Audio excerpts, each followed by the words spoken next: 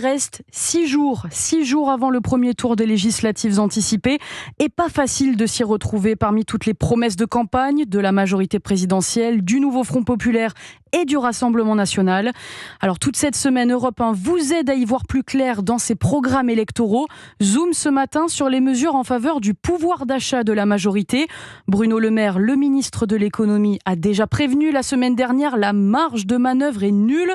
Pourtant, Barthélémy Philippe, le camp présidentiel se laisse aller à son tour à une certaine démagogie budgétaire. Oui, la majorité sortante pilonne les programmes dépensiers de ses opposants, mais elle aussi commence à promettre la lune aux électeurs. Il y a évidemment l'indexation des retraites sur l'inflation qui coûtera à elle seule plus de 5 milliards d'euros. Il y a aussi l'exonération des frais de notaire pour les primo-accédants chiffrés à plus de 3 milliards d'euros par an par l'Institut Montaigne.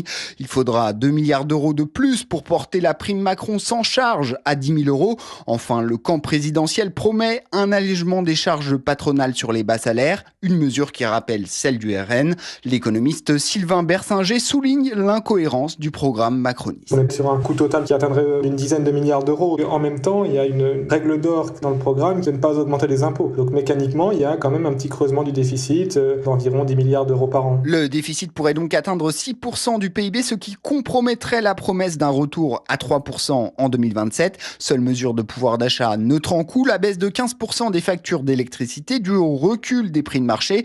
Et à ce stade, il n'y a qu'une piste de recette nouvelle, la création d'une taxe sur les rachats d'actions. Selon l'IFRAP, elle ne rapporterait que 300 millions d'euros par an. Barthélémy Philippe.